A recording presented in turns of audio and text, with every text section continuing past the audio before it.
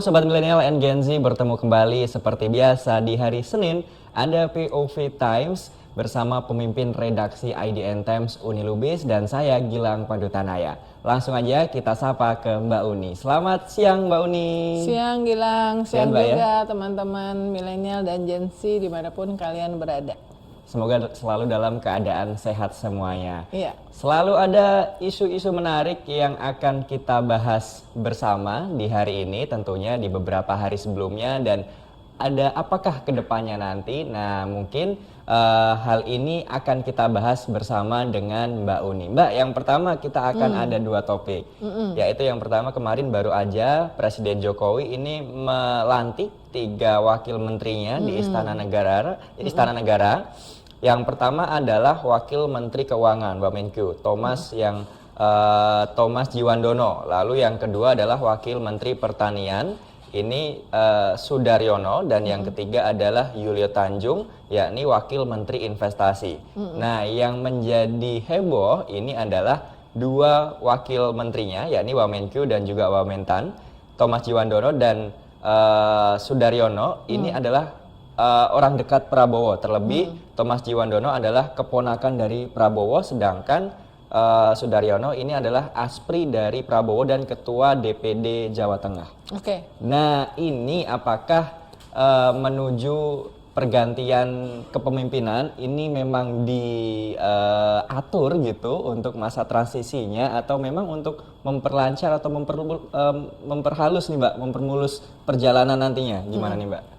Ya pastinya ya, kita tahu bahwa Prabowo sudah membentuk tim sinkronisasi yang kalau menurut ceritanya Thomas Djiwandono pada saat dia berkunjung ke IDN Times saat 6 Juni yang lalu, sebetulnya pada saat itu sudah bekerja 2 bulanan ya, yang mencoba berkunjung, memanggil atau bertemu dengan jajaran di pemerintahan Presiden Jokowi. Cuma kan baru ketahuan ketika mereka bertemu dengan Menteri Keuangan, lalu kemudian jumpa pers bersama Menteri Keuangan Sri Mulyani. Dari situ kita tahu ada tim sinkronisasi yang berkaitan dengan ekonomi, yang itu isinya semua adalah unsur-unsur dari partai politik, dalam hal ini adalah Gerindra. Kita juga mendengar ada tim asistensi yang diketuai oleh Pak Safri Samsudin yang seangkatan dengan Pak Prabowo sejak di Akademi Militer Angkatan 74 lulusnya, yang itu juga melakukan pengumpulan data ya, pengumpulan data dari berbagai lembaga yang terkait untuk kemudian merumuskan, mempertajam rumusan program-program yang dijalankan, program utama terutama yang dijalankan nanti oleh Presiden Prabowo ketika dilantik tanggal 20 Oktober. Ibaratnya nanti kita bisa berharap bahwa 20 Oktober itu nanti akan ada penerbitan atau pengumuman juga executive order dari Presiden Prabowo saat itu, apakah di hari yang sama atau pokoknya sesudah dilantik ya, mengenai berbagai hal, termasuk tentu saja kabinet ya. Nah, kami di IDN Times, kita di IDN Times, karena ini POV ya, Point of View IDN Times, sudah lama mendengar bahwa nama Thomas Djiwandono misalnya digadang-gadang untuk menjadi Wakil Menteri Keuangan. Dan kemudian seperti Sudaryono juga. Tapi memang, dan posisi Kementerian Keuangan, Kementerian Pertanian, Kementerian SDM, Kementerian Lingkungan Hidup dan Kehutanan, itu adalah beberapa dari Kementerian Pertahanan tentu saja ya, Kementerian BUMN, itu adalah kementerian-kementerian yang dianggap sangat penting sehingga harus orang yang dipercaya betul oleh Presiden terpilih, dalam hal ini Prabowo Subianto. Jadi sebetulnya tidak mengagetkan kalau kemudian Prabowo menempatkan orang-orang yang kepercayaannya, termasuk Thomas Djiwandono dan Sudaryono ini di kementerian yang memang penting ya. Kenapa pertanian ya, Pak Prabowo tuh punya concern sangat besar terhadap pertanian dan pangan ya. Jadi prioritas dari kepemimpinan Prabowo Subianto yang pertama adalah makan bergizi, kedua adalah swasembada beras, yang itu salah satu implementasinya itu adalah food estate yang notabene itu bagian dari pertanian. Yang ketiga adalah hilirisasi.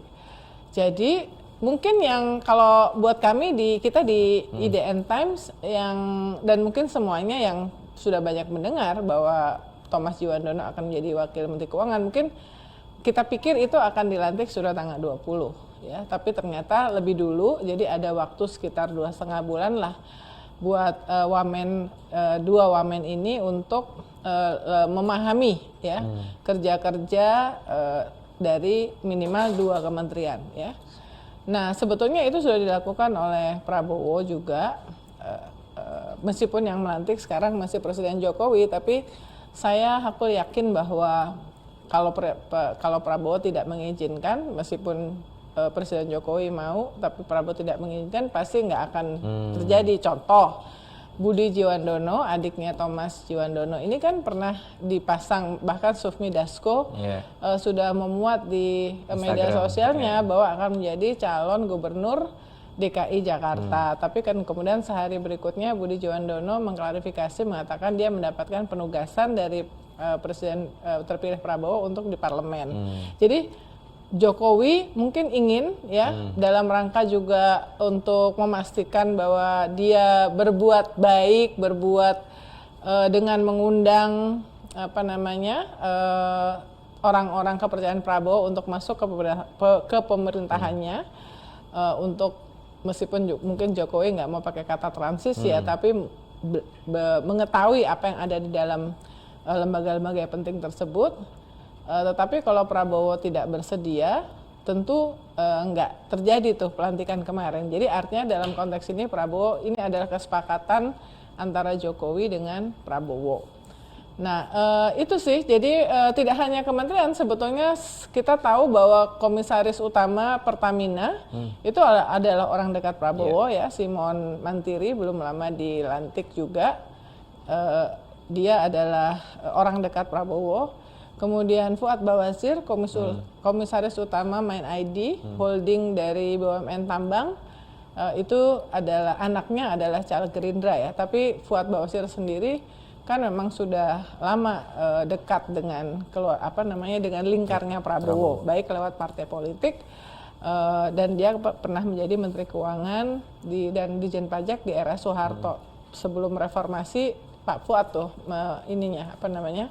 Menteri Keuangannya. Jadi sudah mulai ada, bahkan Fauzi Badillah yang notabene caleg Gerindra yang gagal itu diangkat jadi komisaris di PT Pos ya. Dan aktor juga Mbak ya. Dan aktor juga. Jadi ini kita akan melihat bahwa dalam 2 bulan ke depan bukan tidak mungkin komisaris-komisaris atau direksi di BUMN itu akan diisi juga oleh orang-orang yang dari lingkar dekatnya Pak Prabowo, apakah itu jalur partai, mungkin jalur militer, ada jalur keluarga besar ya, yang idenya bisa dari 2 pihak, mungkin dari pihak campnya Pak Prabowo atau dari pihaknya Menteri BUMN Erick Thohir yang juga mungkin menggunakan kesempatan ini untuk juga tetap dekatlah dengan Prabowo Subianto. Kita tahu Pak Erick Thohir bukan satu-satunya menteri era Jokowi yang ingin terus ada di pemerintahan berikutnya. Jadi upaya untuk fine tuning ini terus dilakukan, dan memang paling kelihatan memang akan kita lihat tuh di BUMN, karena ya ganti-ganti komisaris itu kan terserah pemimpin pemegang saham, dalam hari ini perwakilannya adalah BUMN ya. Berarti kalau dari Jokowi juga kemarin menyampaikan waktu ketemu awak media ini memang memuluskan keberlanjutan. Berarti memang hal ini merupakan hal yang wajar Mbak ya, kalau sebelum pelantikan atau pergantian ini dibilang circle-nya Prabowo, orang-orang dekat Prabowo ini untuk pengenalan lah Mbak gitu. Ya saya rasa ini adalah upaya dari Presiden Jokowi untuk ngebaik-baikin Presiden terpilih Prabowo ya. Karena kan sudah menjadi rahasia umum bahwa Presiden Jokowi juga ingin tetap berperan penting di pemerintahan Presiden Prabowo. Pertama, dia anaknya ada di situ sebagai wakil presiden terpilih. Mungkin dari sisi Presiden Jokowi punya kepentingan supaya proyek-proyek yang dia inisiasi ya, termasuk IKN, kereta api cepat, itu diteruskan oleh Prabowo. Kereta api cepat kan banyak masalah, kosnya besar, tapi ingin diteruskan sampai Surabaya. Tapi kan Presiden terpilih Prabowo belum lama juga mengatakan percuma bangun jalan tol ya, kemudian kereta api cepat kalau keamanan nggak diperhatikan. Jadi kita melihat bahwa Pak Jokowi, Presiden Jokowi boleh punya keinginan bahwa proyek-proyek strategisnya akan dilanjutkan, tetapi Presiden terpilih Prabowo dan Presiden Prabowo sudah pelantikan 20 Oktober juga sangat wajar kalau punya prioritas yang lain. Ya tadi saya katakan prioritasnya 3 ya kan, makan bergizi, swasembada beras, kemudian ketiga hilirisasi. Nggak ada di situ IKN kan, kita lihat kan dari 3 itu. Apakah IKN akan dilanjutkan? Mungkin dilanjutkan karena selama undang-undangnya kan masih ada. Jadi kewajiban buat siapapun yang menjadi presiden untuk melanjutkan selama undang-undangnya masih di situ. Tapi kan undang-undang itu bisa diubah dengan kesepakatan di DPR, tergantung bagaimana nanti apakah serius Pak Prabowo akan melanjutkan ya, atau kalau misalnya dilanjutkan pun akan dalam melambat ya. Artinya gini, kalau sekarang itu kan karena dikejar terus sesuai target, itu maka mungkin anggaran yang digelontorkan itu besar karena dianggap sebagai salah satu prioritas dari Presiden Jokowi ya. Tetapi ketika itu tidak menjadi prioritas buat Presiden Prabowo, maka pasti anggaran yang digelontorkan ke sana akan jauh lebih kecil sehingga proses pembangunannya akan lebih melambat. Ya, jadi lebih melambat. Nah, yang sangat dikhawatirkan ketika itu melambat lalu kehilangan momentum, apalagi salah satu dari program turunan dari program prioritas dari Presiden Prabowo adalah membangun Giant Sea Wall. Giant Sea Wall itu kan salah satu yang digadang-gadang dulu untuk menjadi solusi bagi banjir Jakarta dan Jakarta yang katanya akan tenggelam kan. Jadi Giant Sea Wall, terus kemudian itu tidak dijalankan di era, hilang itu ide di era Presiden Jokowi, tapi itu masuk dalam 21 inisiatif embrio dari pembentukan badan atau program besar Presiden terpilih Prabowo adalah membangun Giant Sea Wall. Nah ini nanti kita akan melihat prioritas-prioritas yang berbeda dan kita akan melihat fakta-fakta yang mungkin menyakitkan buat pemerintahan sekarang bahwa tidak semua inisiatifnya, apalagi yang biayanya besar, itu akan dilanjutkan di pemerintahan berikutnya. Ya seperti itulah faktanya selama ini kan seperti itu. Ganti pemerintahan itu ganti prioritas. Ya. Berarti kalau dari Mbak Uni ngelihatnya besok gimana nih Mbak? Apakah dari sosok Prabowo sekarang kan memang fokusnya ini kan ada 3 Mbak. Ini kan termasuk memakan anggaran yang besar semua Mbak, termasuk makan bergizi. Nah mungkin gini, ini kalau memang besok mau dilanjutkan, memungkinkan nggak anggarannya dengan 3 fokus Prabowo dan IKN yang tidak ada di fokusnya Prabowo? Udah jelas kalau IKN tuh mahal. Satu nih, IKN tuh mahal banget. Kedua, apakah IKN ini bermanfaat untuk seluruh rakyat Indonesia? Rakyat Indonesia itu ada di 38 provinsi. Ya, mungkin IKN itu akan memberikan manfaat untuk Kalimantan Timur, tapi untuk siapa? Apakah untuk semua warga Kalimantan Timur? Apakah untuk semua warga di kabupaten lokasi IKN? Kan itu pertanyaan besarnya. Sementara kalau makan bergizi dianggap itu bisa menjangkau hampir semua anak-anak yang kurang mampu di seluruh Indonesia.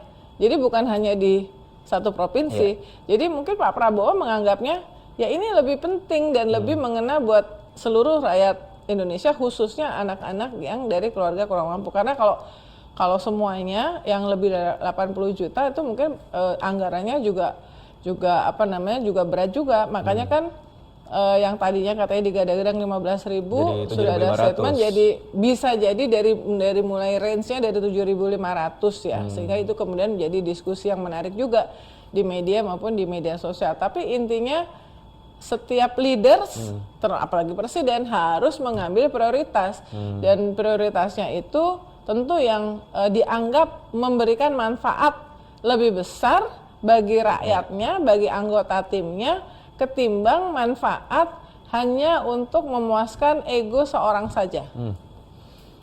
Nah, itulah ya jawabannya ya. Jadi kita lihat besok apakah yang disampaikan fokus yang disampaikan calon presiden terpilih Prabowo Subianto dan keberlanjutan IKN apakah akan berjalan bersama atau tadi yang disampaikan Mbak Uni anggarannya kayaknya nggak mungkin ya. Jadi besok kita tunggu aja Sobat Milenial and Gen Z. Termasuk yang kemarin waktu heboh tuh Mbak yang soal HGU, hak guna usaha yang sampai 190 tahun ya. Hampir bisa, 2 abad loh. Hampir 2 abad kalau dihitung. 190 tuh hampir 2 abad loh. Bahkan kemarin saya cek komen itu sampai ada netizen yang bilang itu sama aja pergantian 38 presiden Mbak. Oh gitu ya?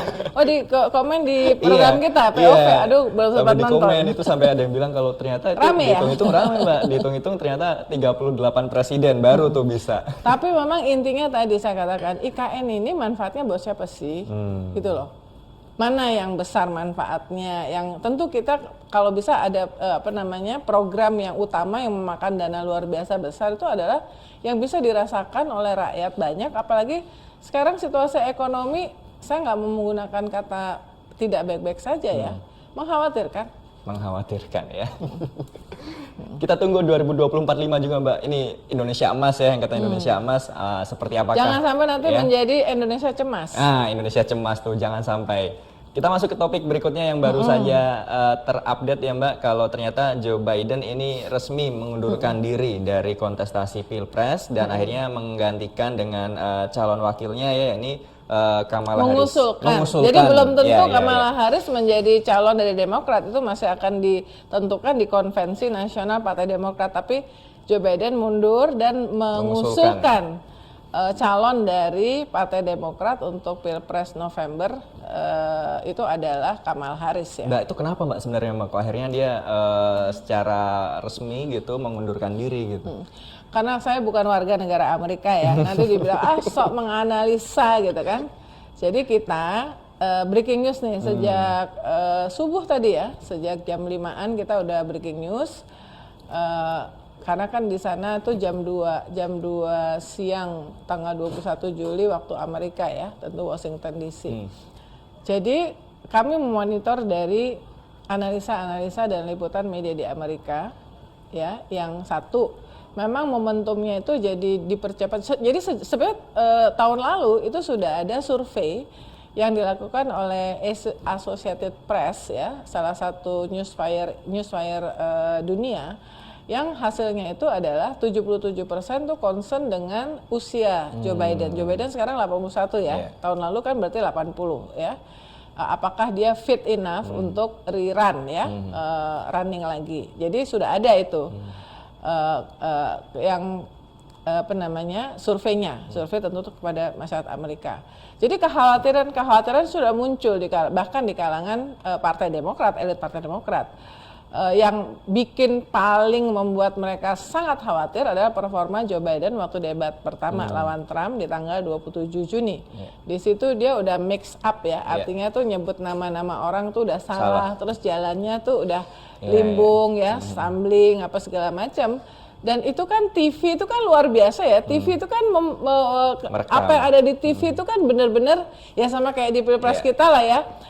Image mimik, gesture aja bisa disebarluasin di TikTok, bener nggak? Yang waktu waktu Pak Prabowo misalnya dikasih nilai berapa? 11 dari 100, terus kemudian 5. Itu kan mukanya langsung kelihatan kayak muka yang kecewa, kayak dizalimi kan, itu dihajar itu kan di media sosial. Jadi media sosial itu sekarang luar biasa dampaknya terhadap pembentukan opini ya, opini publik, termasuk personal brand dari seorang, apalagi seorang presiden dan calon presiden. Di situ performa itu dianggap mengecewakan dan mulai menurut media yang kita baca ya, yang dia diterbitkan di Indian Times juga, media Amerika, berbagai analisis. Elit Demokrat termasuk yang senior, misalnya termasuk Summer, ketua Senat, kemudian Jeffries, ketua House of kayak DPR-nya lah gitu ya. Di sana itu udah mulai menyampaikan concern internally, kemudian teman dekat yang sangat suportif, mantan ketua Senat Amerika Nancy Pelosi, politisi yang sangat senior dan dihormati di sana, 84 tahun, juga menyampaikan concern baik tertutup maupun mulai terbuka. Jadi mereka udah mulai khawatir. Nah, debat performa Biden di debat 20 Juni juga tidak hanya itu, tidak hanya bikin khawatir partinya, tapi donor-donor yang menyumbang ya, kontribusi di sana kan memang jelas ya, penyumbangnya itu terbuka ya, ada aturannya, nggak kayak di sini diem-diem apa. Jadi itu juga mulai menarik dukungan, mulai mengkalkulasi apakah kalau saya investasi di Joe Biden ini kira-kira akan menguntungkan dalam artian bisa menang nggak sih dia gitu ya. Jadi kombinasi antara kekhawatiran elit-elit yang mulai tidak yakin dengan fitnya Joe Biden, kemudian dukungan dari donor, ketiga ya survei-survei opini publik yang dilakukan termasuk oleh media yang membuat kayaknya nggak banget nih Joe Biden ya, tapi Joe Biden waktu itu masih bersikeras. Nah 13 Juli ada penembakan kan di Butler.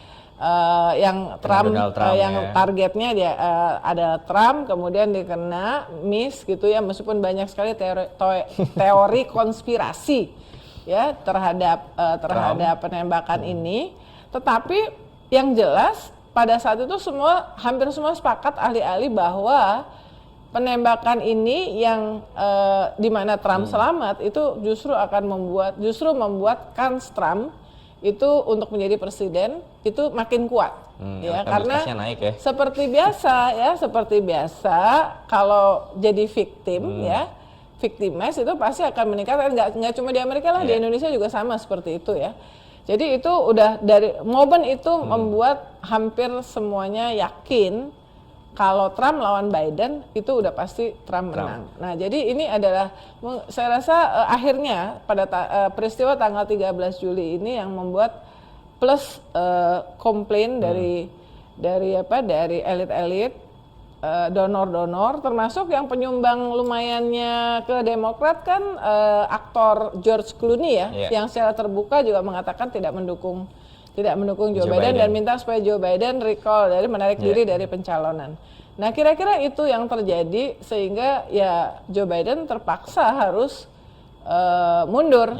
Jadi karena nggak ada dukungan lah, ibaratnya tuh ya gimana, nggak ada yang mau ngasih duit juga untuk membiayai. Karena di sekelilingnya nggak mau ambil resiko, ibaratnya gitu kan. Nah, tapi kalau emang benar nih akhirnya nanti Kamala Harris yang diusulkan dan akhirnya nanti akan head to head dengan Donald Trump, gimana Bang ngelihatnya ke depannya? Kalau ngelihat track recordnya Kamala Harris juga bukannya nggak ada masalah ya.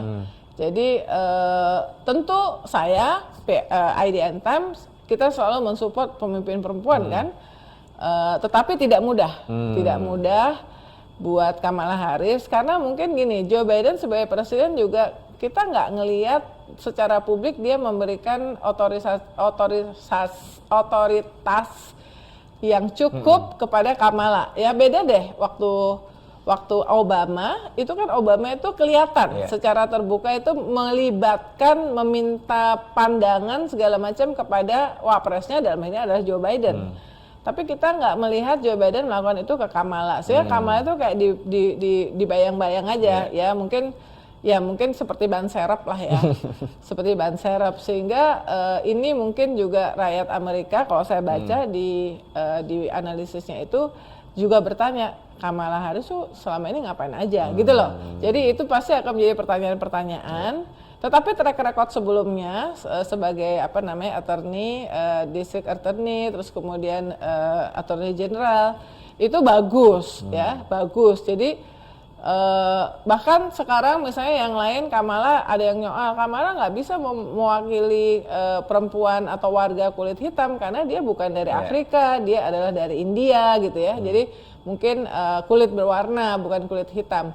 Nah itu hal-hal yang akan dihadapi oleh Kamala ya. Saya nge-tweet tadi kalau misalnya Michelle Obama mungkin peluangnya Partai Demokrat lebih besar ya. Tapi Michelle Obama dalam beberapa wawancara kan pernah bilang tidak berminat untuk masuk ke politik kan. Tapi kita nggak tahu ya, banyak orang kalau di Indonesia ya, yang bilangnya nggak minat politik dinasti, akhirnya politik dinasti. Nggak minat urusan politik, harus jadi saya nggak tahu apakah Barack Obama dan Michelle Obama itu seperti di Indonesia, pemimpin di Indonesia yang ngomongnya apa, ternyata kenyataannya apa ya. Karena ya